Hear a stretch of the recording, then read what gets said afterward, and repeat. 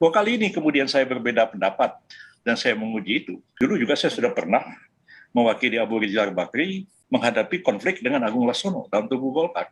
Begitu juga antara Surya Dharma Ali dengan Romi. Begitu juga antara Jan Farid dengan Romi. Tapi mereka nggak mencaci saya secara pribadi, ya, nggak mengatakan, Yusril, Anda ini ketua PBB, jangan ikut-ikutan dong. Enggak, ya. Mereka sediakan advokat juga.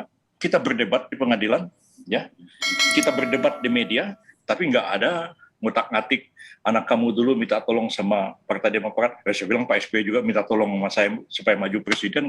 Kalau saya nggak teken, nggak ada dalam sejarah Republik Indonesia ini presiden yang namanya SBY. Ya, jadi kan nggak enak kita ngomong gitu. Kenapa sih mesti nyerang pribadi orang? Saya kalau diserang, saya serang lagi. Dalam Undang-Undang Dasar 45 itu 6 kali kata-kata partai politik itu disebutkan. Ya, Kejaksaan Agung, KPK itu nggak ada sekalipun disebut dalam UUD 45. Partai politik itu 6 kali disebutkan. Begitu partai didirikan, partai tidak bisa dibubarkan oleh siapapun termasuk oleh presiden. Partai hanya bisa dibubarkan oleh Mahkamah Konstitusi.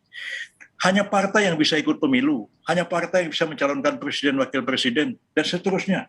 Begitu besar peran partai itu dalam proses demokratisasi dan proses penyelenggaraan kehidupan bernegara. Undang-undang mengatakan begini, partai itu harus bikin anggaran dasar, partai itu harus bikin ART. Guideline-nya ada dalam undang-undang.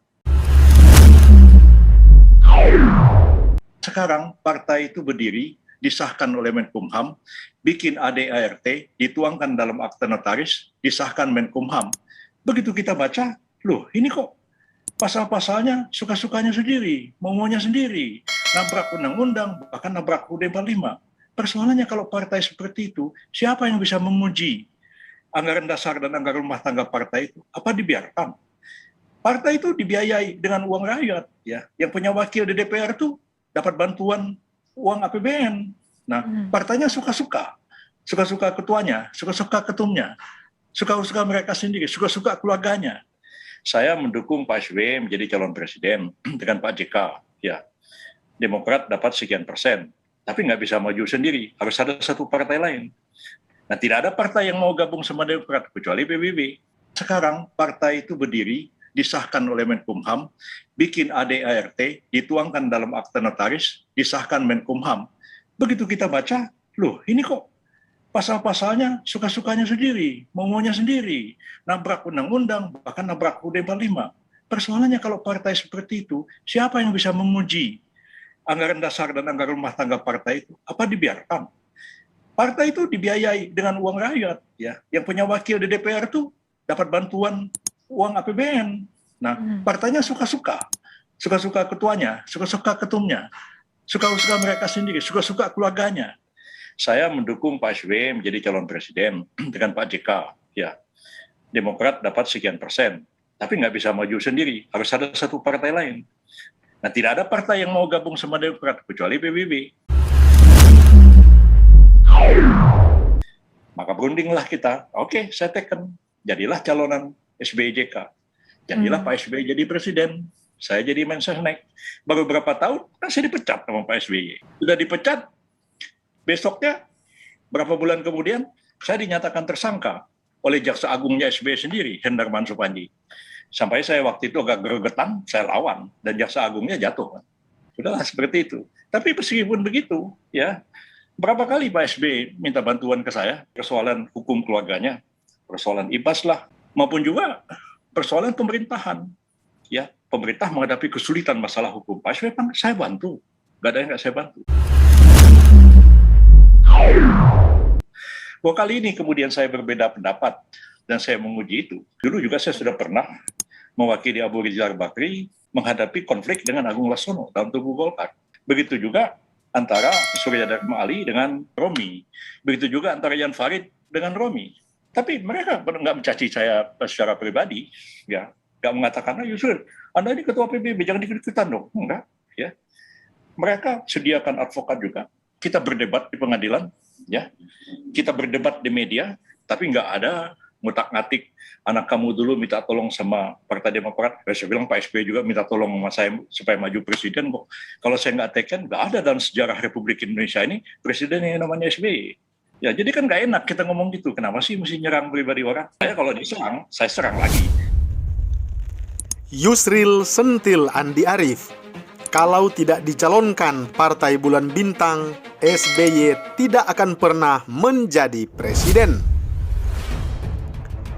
Pengacara kondang Yusril Isamahendra tampaknya tidak terima atas pernyataan elit Partai Demokrat Andi Arief yang mengungkit dukungan Partai Demokrat untuk anaknya Yuri Kemal maju di Pilkada Belitung Timur di tahun 2020 yang lalu. Yusril membalas Andi Arief dengan mengungkit jasa Partai Bulan Bintang atau PBB kepada Susilo Bambang Yudhoyono atau SBY di pemilihan presiden 2004 yang lalu. Ungkit-mengungkit, jasa masing-masing ini berawal dari pernyataan Andi Arief yang menyebutkan bahwa Yusril mengakui keabsahan ADART Demokrat yang telah ditetapkan dalam Kongres Maret 2020. Tetapi kenapa kini Yusril menjadi pengacara 4 mantan kader Partai Demokrat untuk mengajukan judicial review ke Mahkamah Agung atau MA terhadap ADART Partai Demokrat? Secara hukum, ADART Partai Demokrat di tahun 2020 sampai hari ini masih sah dan berlaku.